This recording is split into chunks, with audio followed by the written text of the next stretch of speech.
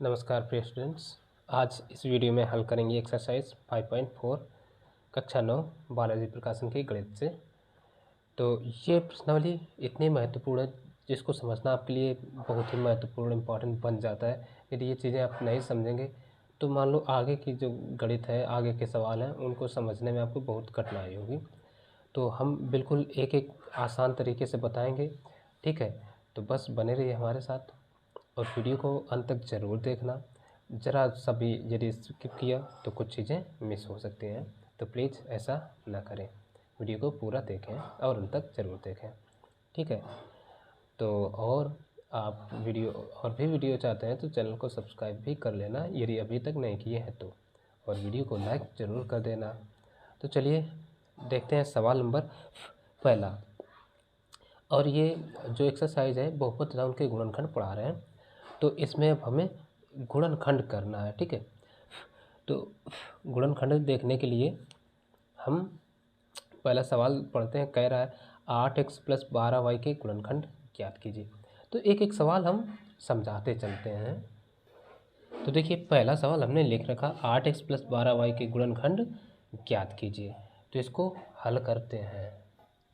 हल करने के लिए अब देखो गुणनखंड ज्ञात करना है, ठीक है। गुणनखंड ज्ञात करने के सवाल को हम लिख लेंगे कुछ इस तरीके से 8x + 12y, ठीक है। अब चाहे तो हम आगे की ओर हल कर सकते हैं या तो बराबर नीचे की ओर चलो करते हैं, ठीक। अब देखो इससे हम क्या कर सकते हैं, गुणनखंड करना है। गुणनखंड ज्ञात करने के लिए इससे कुछ चीज़ कामन हो सकती है। कामन क्या होता है? कामन एक प्रकार का HCF होता है, यानी हाईएस्ट कॉमन फैक्टर, ठीक है।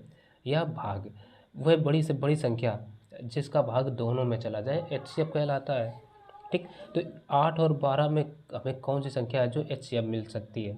तो अच्छे से समझिए। जैसे हमें कामन भी मान लो नहीं पता है तो हम जैसे 8 के यदि फैक्टर करें तो 2 चौको 8, फिर 2 से 2 दूना 4, फिर 2 से 2 कम 2, ये आ गया। और 12 के यदि करें, ठीक है, तो 2 से काटें। अब भाज्य संख्या सबसे छोटी भाज्य संख्या 2 होती, 2 छंग 12, फिर 2 से 2 तियाँ 6।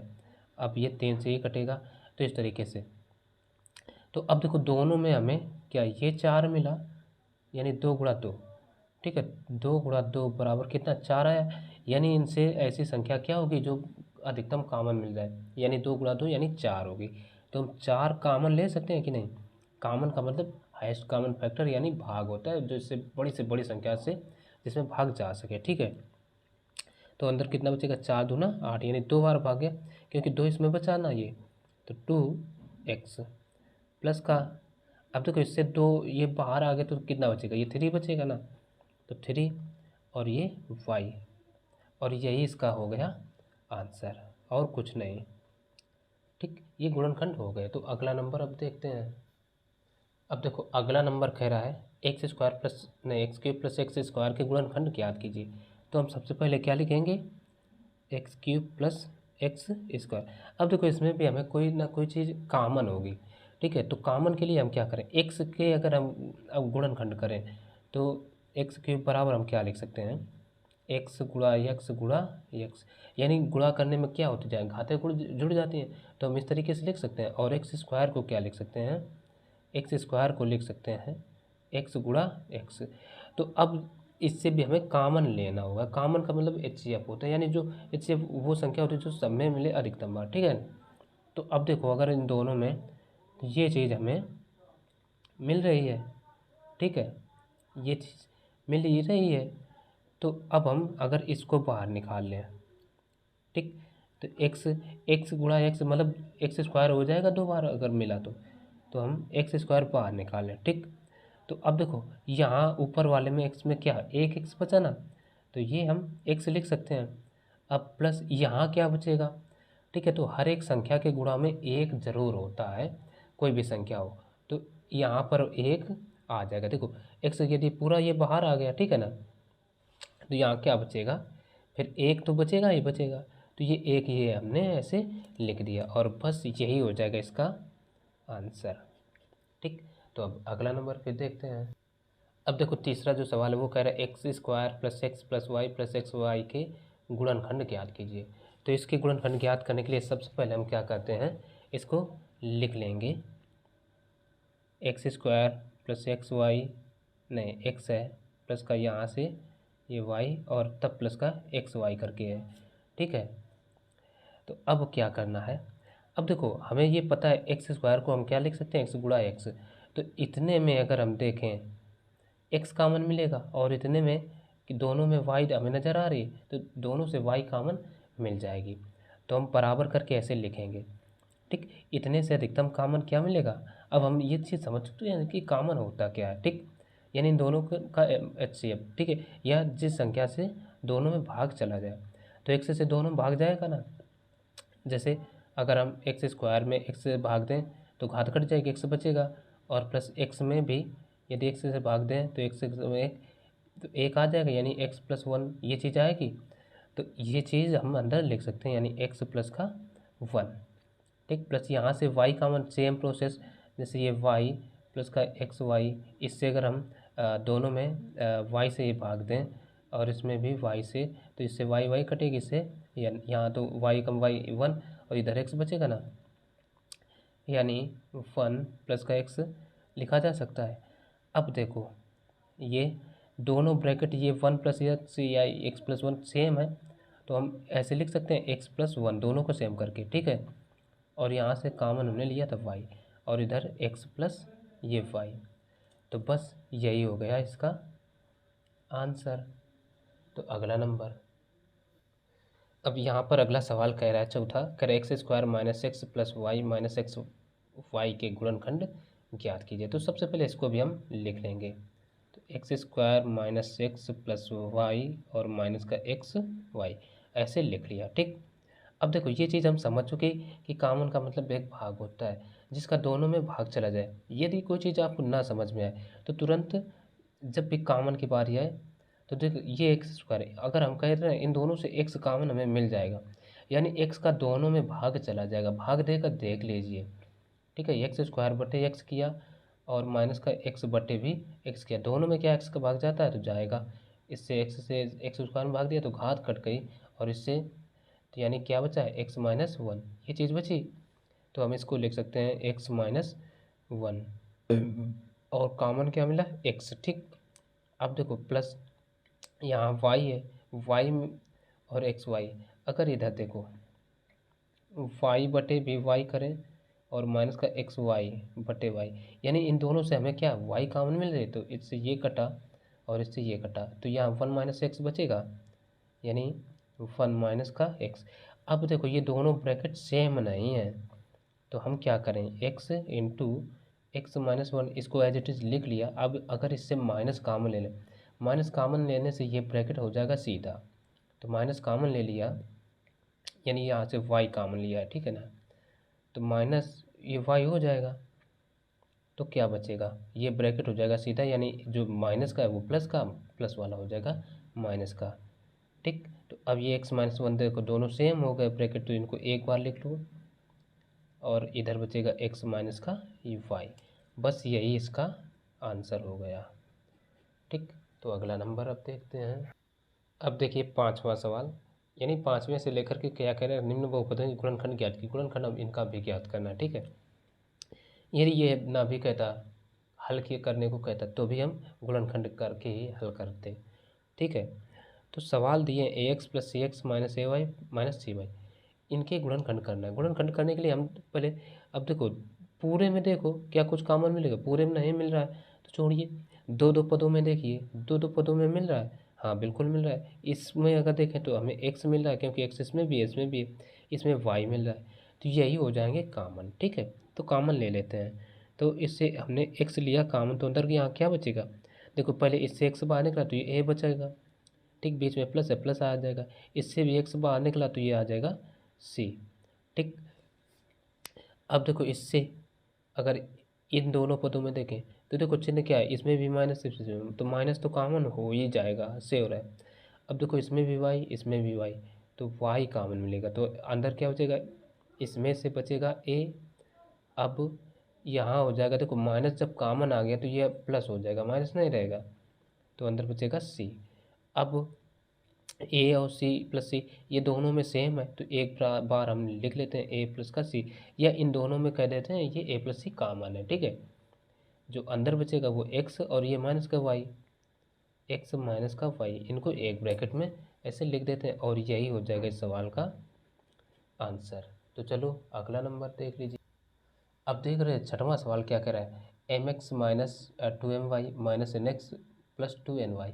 तो सबसे पहला काम हम सवाल को एज इट इज़ लिख लेंगे, M X minus 2my minus का ये एन एक्स प्लस का 2ny, ये हो गया।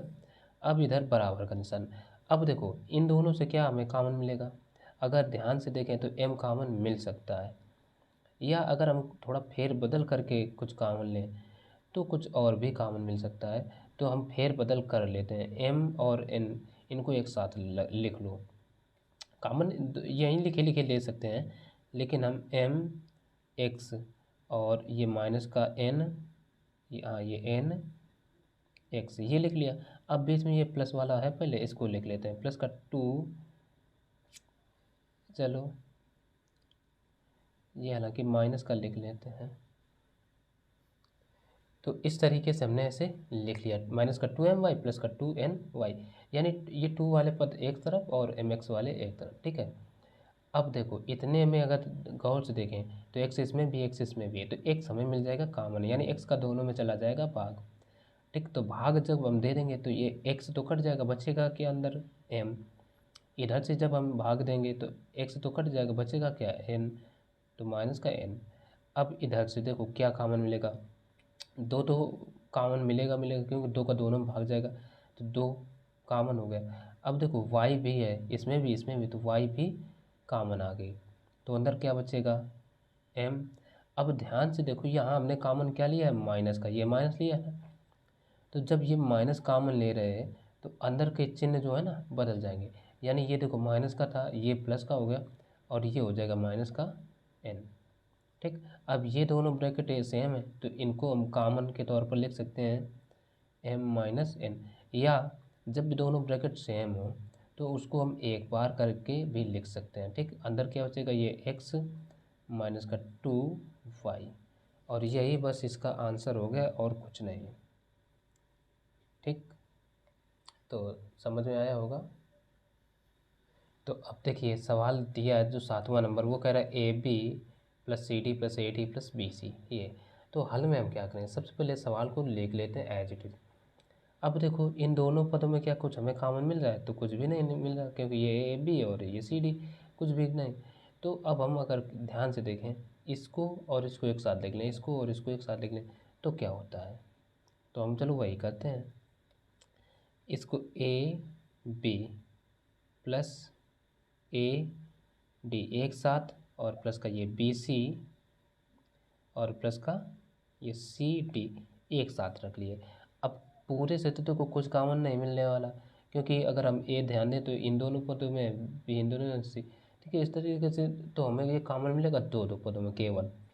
तो अगर इन दो पदों में ध्यान दें तो ए इसमें भी है इसमें भी, तो ए कॉमन हो जाएगा। कॉमन का मतलब हम बता चुके हैं भाग होता है, यानी जब ए से भाग देंगे तो बी अंदर बचेगा, ए तो कट जाएगा, ठीक है। फिर क्या, इसमें भी ए से भाग देंगे तो डी बचेगा, ए कट जाएगा, ए प्लस डी आ गया यानी बी प्लस डी, ठीक। अब यहाँ से देखो सी कॉमन मिलेगा, यानी सी को हम बाहर निकाल लें, सी हमने यहाँ निकाली, दोनों पदों से निकलता है, तो अंदर क्या बचेगा, ये बी और प्लस इधर का ये बचेगा डी।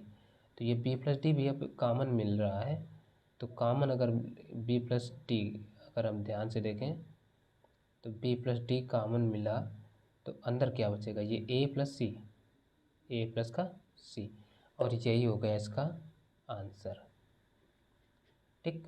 तो अगला नंबर भी देखते हैं। अब देखो सवाल नंबर 8वां कह रहा है a x minus b x plus b y plus c y minus x minus a y, ये सवाल है। तो इस सवाल को भी हम क्या करते हैं, हल करते हैं। तो सबसे पहले हल में सवाल को नोट कर लिया। अब क्या देखो इसमें हमें कोई संख्या ऐसी है जो सब में कॉमन नहीं है, ठीक है, अलग अलग सब में है, ठीक है, किसी में कोई चीज़ है कि कोई नहीं है। तो अब कॉमन लेने के लिए क्या करें, देखो एक्स इसमें भी, एक्स इसमें भी और एक्स इसमें भी, वाई इसमें, वाई इसमें, वाई इसमें, तो एक्स वाले पद एक साथ लिख लो जितने भी हैं। तो हम लिख लेंगे सबसे पहले ए एक्स माइनस बी एक्स और ये माइनस का सी एक्स लिख लिया। अब प्लस बी वाई, ठीक है, प्लस सी वाई और माइनस का ये ए वाई, ये हमने लिख लिया। अब इतने से देखो हमें एक्स कॉमन मिल जाएगा, तीन तीन पदों में अब मिलेगा पूरे से यहाँ तक एक्स कॉमन। कॉमन का मतलब भाग, एक्स को खींच के बाहर निकाल लो तो अंदर क्या बचेगा, यहाँ तो ए बचेगा, फिर यहाँ माइनस है तो माइनस, फिर ए एक्स बाहर आ गया ये वाला, ठीक है, सबके साथ एक है साथ आ गया तो बी बचेगा और यहाँ बचेगा माइनस का सी, ठीक। फिर प्लस है, प्लस लगा दो। अब अगर हम इससे देखें ए कॉमन ले लेते हैं, ए नहीं धोखा हो गया, ये बी नहीं मतलब वाई, ठीक, वाई कॉमन ले लेते हैं तो अंदर क्या बचेगा, ये बचेगा। यहाँ पर देखो इन तीनों से वाई हटा दो तो यहाँ बी बचेगा, प्लस का ये सी बचेगा और माइनस का ए बचेगा। अब दोनों को देखो तो ये ब्रैकेट सेम है नहीं, तो यदि हम माइनस कॉमन ले लें इस पूरे ब्रैकेट से तो ये चिन्ह बदल जाएगा, यानी और जैसा ये है तैसा ये आ जाएगा, ठीक है। तो हम ये x into A minus B minus सी ये तो रहेगा। अब इस ब्रैकेट से हम माइनस ले रहे हैं कॉमन तो माइनस का हो जाएगा वाई, ठीक। तो अंदर के सारे चिन्ह बदल जाएंगे, जैसे बी प्लस का है तो माइनस का बी, सी प्लस का है तो माइनस का सी और प्लस का ए, ये हो जाएगा। अब इसको सीधा करके हम लिख सकते हैं x into A minus B minus सी और ये माइनस का Y into A minus B minus सी, ये दोनों ब्रैकेट भी अब हमें क्या है, कॉमन मिल रहे हैं। तो हम लिख सकते हैं एक्स इंटू, मतलब या हम देखो कुछ दूसरे तरीके से बताते हैं ना, ए माइनस बी माइनस सी ये दोनों ब्रैकेट सेम है तो इनको एक बार लिख लो बस, ए माइनस बी माइनस सी, ठीक। अब फिर इनको एक बार लिखने के बाद बचेगा क्या, ये एक्स बचेगा, तो एक ब्रैकेट में एक्स और ये माइनस का वाई बचेगा, बस यही आंसर हो गया। फैक्टर की ये खासियत है। अगला सवाल, अब जो अगला सवाल है नवा वो कह रहा है M x plus n y minus का n x minus m y, ठीक। तो इसको भी हल करते हैं तो देखो बराबर, सबसे पहले अब हम क्या करें, एम एक्स और एम वाले पद यानी एक साथ लिख लो या एक्स वाले पद एक साथ लिख लो, ठीक है, जैसी भी आपकी इच्छा करे वैसा कर सकते हो, ठीक है। तो हम क्या करते हैं, यही पद एक साथ लिख लेते हैं एम वाले, ठीक। तो एम और ये एक साथ एम एक्स माइनस का एम वाई ये लिखा। अब ये इधर से माइनस का ये एन एक्स और ये प्लस का एन वाई ये लिख लिया। अब इन दोनों पदों से अगर देखो पूरे से तो कॉमन नहीं मिलेगा, इतने दो दो पदों में कॉमन, इसमें एम कॉमन मिल रहा है ले लो एम कॉमन, तो अंदर क्या बचेगा, ये एक्स और इधर से ये वाई क्योंकि एम बाहर आ गया। अब इधर देखो साइन है माइनस तो माइनस साइन ही रहेगा। अब दोनों में क्या है एन है तो एन कॉमन ले लेते हैं तो अंदर क्या बचेगा, ये एक्स। अब देखो ये माइनस कॉमन लिया तो ये प्लस के बजाय क्या हो जाएगा माइनस, माइनस का वाई। तो अब देखो ये एक्स माइनस वाई दोनों ब्रैकेट सेम हो गए तो इनको एक बार लिख लो और ये दूसरे ब्रैकेट में ये एम और ये माइनस का एन, तो बस यही तो आंसर हो गया। अब देखिए 10वां नंबर, 10वां क्या कह रहा है a x plus c y minus A C minus X Y, ठीक है। तो इसमें भी क्या करो, ए वाले पद या एक्स वाले पद हम एक साथ रख लेते हैं, ठीक है। तो चलो बराबर ए और ये एक साथ ए एक्स माइनस का ये एक्स वाई एक साथ, अब ये सी वाले पद एक साथ, ठीक है। तो पहले ये लिख लेते हैं माइनस का ए सी और प्लस का सी वाई, इतना हमने कर लिया। अब देखो इतने से हमें क्या कॉमन मिलेगा, दोनों में एक्स है तो एक्स कॉमन ले लो तो अंदर बचेगा ए और इधर से वाई, ठीक है। इधर से देखो दोनों में सी है, सी कॉमन ले लो। अब चिन्ह किसके साथ होगी, यहाँ जो भी चिन्ह होगा उसी के साथ कॉमन होता है तो सी कॉमन, तो अंदर बचेगा ए। अब यहाँ माइनस तो है, यहाँ माइनस था नहीं, तो यहाँ चिन्ह जब भी माइनस कॉमन लेते हैं ना तो अंदर का चिन्ह बदल जाता है, तो यहाँ हो जाएगा माइनस का वाई। तो अब ये दोनों ब्रैकेट सेम है तो इनको एक बार हम लिख लेते हैं ए माइनस का वाई और ये एक्स माइनस सी, और इसका आंसर तो यही हो गया। तो अब अगला नंबर और देख ले। अब अगला नंबर 9 देखो क्या कर रहा है, कह रहा है 9a³ b² c minus 27a² b³ c² minus 36a² b² c², इसके गुणनखंड करना है। तो इन पूरे पदों में देखो कोई एक ऐसी संख्या है क्या सब जो पूरे से कॉमन मिले? जी हाँ बिल्कुल है। तो वो क्या होगा, पहला तो देखो 9 का भाग पूरे में जा रहा है, 9 एकम 9, 9 त्रिक 27, 9 चौके 36, तो 9 तो कॉमन हो गया पक्का। ठीक, अब एक को देखो यहाँ a³ है, यहाँ a² है, यहाँ भी a² है, तो कम से कम a² तो कॉमन ज़रूर मिल जाएगा ना। तो अगर हम समझें ठीक, तो क्योंकि a² से तो पूरे में भाग चला जाएगा, अधिकतम घात 3 है तो और न्यूनतम 2 है, तो 2 तो कॉमन मिल ही जाएगी ना। तो a², अब b² b³ b², तो वही हाल इधर भी, b की अधिकतम घात 3 न्यूनतम 2, तो b की घात 2 तो कॉमन न्यूनतम है तो मिल ही जाएगा। अब वही हाल c देखो सवाल में क्या है, सिंगल है तो न्यूनतम c है, अधिकतम क्यूब है, तो न्यूनतम कॉमन मिलेगा, अधिकतम नहीं मिलेगा, तो c मिल जाएगा। ठीक, तो इधर बचेगा क्या, पहला तो a बचेगा, b तो कॉमन आ गई, तो c बचेगा। ठीक, c भी गई। तो हालांकि इधर से क्या बस a बचेगा, क्योंकि a की 2 घात बाहर आ गई, तो a घात a बचेगा। अब b पूरा पूरा देखो किसके बाहर आ गई, c अकेली है तो पूरी बाहर आ गई।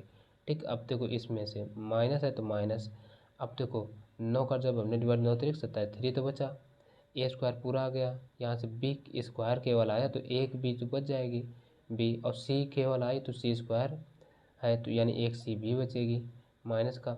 9 का 9 चौको 36, यानी 4 तो आ जाएगा, a² पूरा आ गया नो प्रॉब्लम, b² भी पूरी आ गई नो प्रॉब्लम। c³ है तो c केवल सिंगल आई है इधर से, तो c² बचेगा, और अब तो इसके फैक्टर नहीं होंगे तो यही इसका आंसर। ठीक, अगला नंबर और देखिए। तो अब ये सवाल देखो, तो सबसे पहले तो बराबर सवाल तो क्या दे रहे, 8a² b minus a b² minus 4a² minus a into a minus b का होल क्यूब है, ये सवाल है।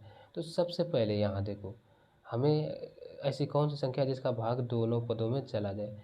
तो पहले तो देखो इधर 4 है इधर 8 है, तो 4 का भाग 8 में चला जाएगा, यानी तो 4 तो कॉमन हो जाएंगे, ले लिया। अच्छा, अब a² यहाँ भी a² यहाँ भी, क्योंकि यहाँ से यहाँ तक का सिंगल पद, ये दूसरा पद, तो ये a² भी कॉमन। अच्छा, b इधर है नहीं, तो यहाँ तो ये b अब रहेगी, खैर छोड़िए b को। अब देखो ये a माइनस बी का होल स्क्वायर और a माइनस बी का होल क्यूब, ये दो पद हैं। एक चीज़ इधर हम समझ सकते हैं, यदि हम a माइनस बी को होल क्यूब, चलो होल स्क्वायर बराबर देखें, तो इसका मतलब है a minus B into A minus B 2 बार, और यदि देखें a माइनस बी का होल क्यूब बराबर, तो इसका मतलब है ए minus B into A minus B 3 बार है। ठीक, तो अगर इसमें न्यूनतम क्या है 2 बार है, तो 2 बार इसका मतलब ये 2 बार हमने निकाल दिया, तो ऊपर वाले में तो कुछ नहीं बचा, इसमें एक ए माइनस बी बच गया ना। तो ऊपर वाले में जब हम कॉमन ले रहे तो अंदर इसमें से केवल ये बी बचेगा, बी माइनस, अब देखो 4 पूरा का पूरा ये बाहर आ चुका है, तो अंदर क्या बचा ए माइनस बी, यानी तो हम लिख सकते हैं ए माइनस बी। तो अगर हम ब्रैकेट को ओपन करना चाहें तो ये हो जाएगा 4a² इंटू बी माइनस ए का गुणा करा दो माइनस का, तो a प्लस का ये b हो जाएगा, तो ये आ जाएगा 4a² इंटू ये यहाँ 1 1 2 यानी 2b माइनस a, ये इसका आंसर हो जाएगा। ठीक, लेकिन एक चीज़ देखिए, जब यहाँ से हमने कॉमन क्या लिया है भाई, 8 कॉमन ना लेकर के 4 लिया है, तो 2 तो इधर आ गया, 4 दूना 8, तो यहाँ कितना बचेगा 2 भी, यहाँ भी 2 भी रहेगा, तो ये 2 1 3 जुड़कर हो जाएंगे, ठीक है, 3 भी हो जाएगा, तब ये आंसर रहेगा, ठीक है। अब अगला नंबर सवाल, अब अगला जो 13 नंबर है, कोई सवाल कठिन कठिन नहीं है, ठीक है, बस हमें क्या करना है, हल करना है। तो हल करने के लिए कुछ देखिए, सबसे पहले अगर देखें p plus Q plus R, इसमें एक घात, ठीक है, इसमें भी नहीं, इसमें दो घात, इसमें भी एक घात, इसमें भी एक घात, तो पूरे से हमें एक ऐसी क्या है संख्या जो कॉमन मिल रही हो, ये वाला पद है जो हमें कॉमन मिल रहा है, यानी p plus Q plus R, ये कॉमन है, क्योंकि यहाँ स्क्वायर है तो एक बार तो बचेगा बचेगा ही। इसका मतलब क्या है, इधर हम समझा देते हैं, p plus Q plus R, मतलब का होल स्क्वायर बराबर ऐसा लिखा है, p plus Q plus R, एक ब्रैकेट में और एक ब्रैकेट में p plus Q plus R, 2 बार लिखा गया है, तो एक बार ये हमने बाहर निकाल लिया, तो एक बार तो ये बचेगा बचेगा ही ना, तो इसको हम लिख सकते हैं भाई ऐसे, p plus Q plus R, ठीक। अब इधर से ये पूरा का पूरा बाहर आ गया, तो ये x बचेगा, प्लस का x, और इधर से भी बाहर आ गया तो माइनस का y। तो अब तो कुछ खास होगा नहीं, तो हम यही लिख देते हैं, ये आंसर, ना कोई जुड़ेगा ना घटेगा, ठीक है, तो इतना आंसर हो जाएगा। अब देखो 14वां सवाल क्या कह रहा है, p प्लस क्यू का whole cube, p plus q का whole square, p plus q, ये सवाल दिए हैं। तो इसमें देखो सबसे न्यूनतम जो संख्या होगी वही मिलेगी हमें कॉमन, तो न्यूनतम क्या है, p प्लस क्यू है, तो ये मिल जाएगा कॉमन, तो अंदर क्या बचेगा, ये देखो इधर से p प्लस क्यू, इसका मतलब ये 3 बार चीज़ लिखी गई है, तो 2 बार तो अंदर बची जाएगी, एक बार हमें कॉमन मिला है, ठीक, p प्लस क्यू, ठीक है, प्लस इधर से देखो p प्लस क्यू का होल स्क्वायर, एक बार इससे भी निकाल दो, इसका मतलब p प्लस क्यू, अंदर एक बार बची, और इधर p प्लस क्यू ही था केवल, तो यहाँ बचेगा केवल सिंगल, ठीक है।